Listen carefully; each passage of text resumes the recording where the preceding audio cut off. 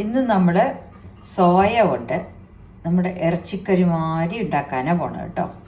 അപ്പോൾ സോയ എടുത്തിട്ടുണ്ട്.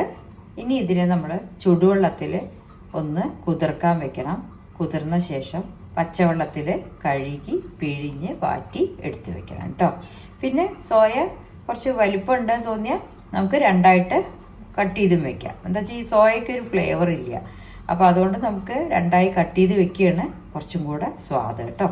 അപ്പോൾ അത് ചെയ്തിട്ട് ഞാൻ കാണിക്കാം. സോയ വേവിച്ച് അതിൻ്റെ വെള്ളം കളഞ്ഞ് പച്ചവെള്ളം ഒഴിച്ച് പിന്നെ അതിനെ രണ്ടായി കട്ട് ചെയ്തിട്ട് കാണിക്കാം. ഇപ്പം നമ്മൾ സോയ തിളപ്പിക്കാൻ വെച്ചിട്ടുണ്ട്. ഈ തിളപ്പിക്കാൻ വെക്കണതിൻ്റെ കൂടെ ഈ സോയയ്ക്ക് ഒരു ഫ്ലേവർ ഇല്ലല്ലോ.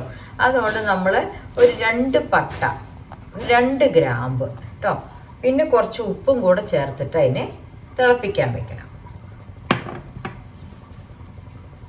1 സ്പൂൺ ഉപ്പും കൂടി ഇട്ടു കേട്ടോ. ഇനി ഒന്ന് അടച്ചു വെച്ച് നന്നായി വെന്തോട്ടെ. വെന്ത ശേഷമാണ് നമുക്ക് ബാക്കി പറഞ്ഞതൊക്കെ ചെയ്യേണ്ടത് കേട്ടോ.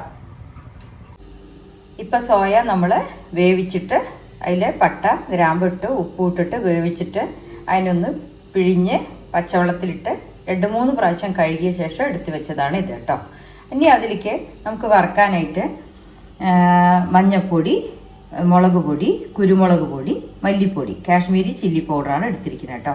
അത് അവരവരുടെ ഇഷ്ടത്തിനനുസരിച്ച് എരിവിനെടുക്കാം. പിന്നെ 2 തക്കാളി എടുത്തിട്ടുണ്ട്. അതൊന്ന് മിക്സിയിൽ പേസ്റ്റ് ആക്കി വെക്കണം. പിന്നെ വെളുത്തുള്ളി, ഇഞ്ചി, വലിയ ഉള്ളി, പച്ചമുളക്.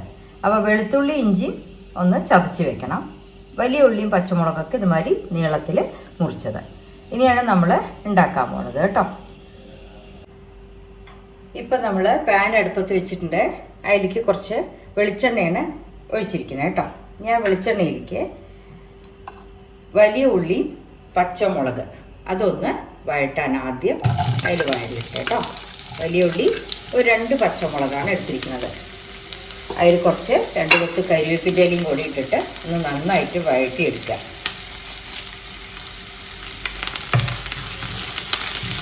ഇതൊന്ന് ലേശം ചുവന്ന നിറമാവട്ടെ കേട്ടോ.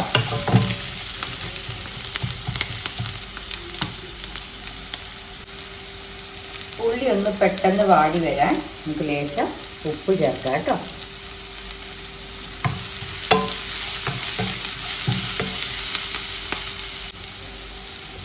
ഇനി നമ്മൾ ഈ ഉള്ളി വഴണ്ടതിൽ വെളുത്തുള്ളി ഇഞ്ചി പേസ്റ്റ് ഉണ്ടല്ലോ, അത് നല്ല 1 സ്പൂണ്. എന്തുകൊണ്ടാണ് നമ്മളിത് ഫ്ലേവേഴ്സ് ഇതിൽ അധികം ചേർക്കണമെന്ന് വെച്ചാൽ നമ്മുടെ സോയയിൽ ഒട്ടും ഒരു ഫ്ലേവറും ഇല്ല. അപ്പം നമ്മൾ ചേർക്കണതാണ് ആ കറിയുടെ ഫ്ലേവർ കേട്ടോ. സോയയ്ക്കേ പറഞ്ഞൊരു ഫ്ലേവർ ഇല്ല. നമ്മളത് ചേർത്ത് പിടിപ്പിക്കുന്നതാണ് അതിൻ്റെ ആ കറിയുടെ സ്വാദ് കേട്ടോ. അപ്പോൾ വെളുത്തുള്ളി ഇഞ്ചി പേസ്റ്റ് ഒന്ന് നല്ല മൂത്ത മണം വരണം, വാസന വരണം. വാസന വന്നാൽ അടുത്തത് ഇടേണ്ടത് ഇപ്പോൾ റെഡി ആയിട്ടുണ്ട്.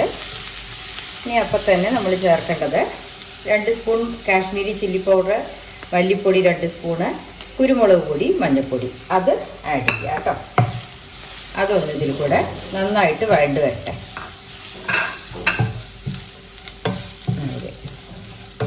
ഇത് നമ്മൾ ഇറച്ചിക്കറിയൊക്കെ വെക്കില്ലേ അതേമാതിരി ഒരു പൊടി പ്രയോഗമാണെന്ന് മാത്രം, അരവൊന്നും ഇല്ല. ഇഞ്ചി വെളുത്തുള്ളി മാത്രമേ നമ്മൾ ചതച്ചിട്ടുള്ളൂ. അല്ല മല്ലിപ്പൊടി മുളക് പൊടിയൊക്കെ വറുത്തിട്ട് അരക്കുകയാണെങ്കിൽ അങ്ങനെ ചെയ്യാം കേട്ടോ.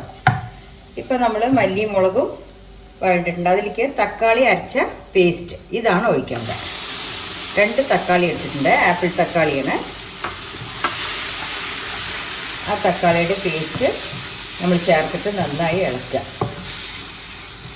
ഇത് ഗ്രേവി ആയിട്ട് കഴിക്കേണ്ടവർ നമ്മളത് നോക്കിയെടുത്താൽ മതി കേട്ടോ. അല്ല കുറച്ച് ഡ്രൈ ആയിട്ട് സൈഡ് ഐറ്റം ആയിട്ടാണ് കഴിക്കണമെങ്കിൽ അങ്ങനെ എടുക്കാം. ഈ കറി 2 തരത്തിലും ഉണ്ടാക്കാൻ പറ്റും. ഇനി ലേശം ഉപ്പ് ചേർത്തോളൂ. കറിയിൽ ടേസ്റ്റ് നോക്കിയിട്ട് ഉപ്പ് ചേർക്കാം. പിന്നെ നമ്മൾ സോയ ഇടുക, കുറച്ച് വെള്ളം ഒഴിക്കുക. അപ്പോൾ സോയയിൽ നേരത്തെ കുറച്ച് ഉപ്പിട്ടിട്ടുണ്ട്. പിന്നെ ഉള്ളി വഴടാൻ കുറച്ച് ഉപ്പിട്ടിട്ടുണ്ട്. ഇപ്പോൾ നമ്മൾ കറിയിലേക്കും കൂടെ കുറച്ച് ഉപ്പിട്ടു. ഇനി നമ്മൾ ആ വേവിച്ച് വെച്ച സോയ അതിൽ ആഡ് ചെയ്യുക. നന്നായി ഒന്ന് ഇളക്കി കൊടുക്കുക. ഇനി അത് ഗ്രേവി ആയിട്ട് വേണ്ടവർ കുറച്ച് നല്ലോണം വെള്ളം ഒഴിച്ചിട്ട് ഈ ഗ്രേവി കുറുകണ വരയ്ക്കൊന്ന് നോക്കുക കേട്ടോ. അല്ല സൈഡ് ആയിട്ടാണോ വേണമെങ്കിൽ നന്നായിട്ട് ഡ്രൈ ചെയ്തിട്ട് എടുക്കുകയും ചെയ്യാം. ഈ കറി 2 തരത്തിൽ ഉപയോഗിക്കാൻ പറ്റും.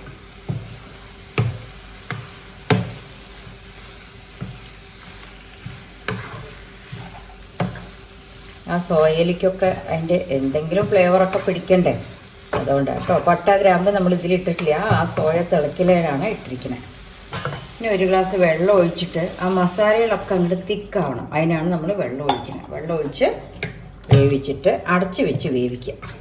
അടച്ച് വെച്ച് വേവിച്ചാൽ ആ സോയയുടെ ഉള്ളിക്കൊക്കെ മസാല പിടിക്കും. അത് കഴിഞ്ഞിട്ട് നമുക്ക് അങ്ങനെ ഡ്രൈ ആക്കി എടുക്കാം കേട്ടോ. എന്നിട്ട് കാണിച്ചു തരാം, അത് നന്നായിട്ടൊന്ന് വേവട്ടെ. ഇപ്പം നമ്മുടെ സോയ ഇനി ആയിട്ടില്ല, ഇനി അത് നമുക്ക് ഡ്രൈ ആക്കാം കേട്ടോ. അപ്പോൾ ഓരോരുത്തരുടെ ഇഷ്ടമാണ്, നല്ലോണം ഡ്രൈ ആക്കണമെങ്കിൽ അങ്ങനെ ആക്കാം, അല്ലാന്നുണ്ടെങ്കിൽ ഈ പാകത്തിന് എടുക്കുകയും ചെയ്യാം. ടേസ്റ്റ് നോക്കിക്കോളൂ എല്ലാം പാകമാണോന്ന്, ഇല്ലെങ്കിൽ ഈ സമയത്തും ആഡ് ചെയ്യാം കേട്ടോ. ഉപ്പല്ലേ കുറവുണ്ടാവുള്ളൂ, വേറൊന്നുമില്ലല്ലോ. ഓക്കെ, ഇനി ഒന്ന് നന്നായിട്ടൊന്നും കൂടെ ഡ്രൈ ആവട്ടെ കേട്ടോ. അങ്ങനെ നമ്മുടെ സോയ ചങ്ക്സ് ഉരുട്ടിയതോ വരട്ടിയതോ എന്നൊക്കെ പറയാം കേട്ടോ. അപ്പോൾ അത് റെഡി ആയിട്ടുണ്ട്. ഇപ്പോൾ കണ്ടു, നമ്മുടെ ആ ഗ്രേവി മുഴുവനും സോയയിൽ കുടിച്ചിട്ട് അതിൽ ഇപ്പോൾ നല്ല സ്വാദായിട്ടുണ്ട്. നമുക്കിത് കണ്ട ഇറച്ചിക്കറിയുടെ അതേ കൂട്ട് തന്നെ കേട്ടോ എടുക്കുക.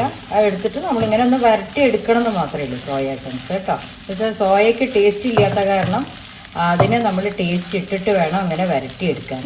ഇനി അതിലേക്ക് കുറച്ചും കൂടെ ഒരു ഫ്ലേവർ കിട്ടാൻ ഒരു പിടി മല്ലിയിലയും കൂടി ഇട്ടിട്ട് ഒന്ന് അടച്ച് വയ്ക്കുക. ഇളക്കിയിട്ടൊന്ന് അടച്ച് വയ്ക്കുക. അടച്ച് വെച്ചാൽ ആ വാസനയും കൂടെ അതിലേക്ക് ഇട്ടു കേട്ടോ. അപ്പോൾ എല്ലാവരും ഉണ്ടാക്കി നോക്കൂ ഇതുമാതിരി. ഓക്കെ, അതിൻ്റെ മസാലയൊക്കെ നല്ല ടേസ്റ്റാണ്. അങ്ങനെ നമ്മുടെ സോയ വരട്ടിയത് അടിപൊളി ടേസ്റ്റ് ആയിട്ടുണ്ട് കേട്ടോ. കണ്ടോ, നമ്മൾ വല്ല ബീഫൊക്കെ വരട്ടില്ലേ അതുമാതിരി ഉണ്ട്. ടേസ്റ്റും കാര്യമൊക്കെ നല്ല വാസനയും എല്ലാം റെഡി ആയിട്ടുണ്ട്. അപ്പോൾ എല്ലാവരും ഉണ്ടാക്കി നോക്കുക. Okay, thank you.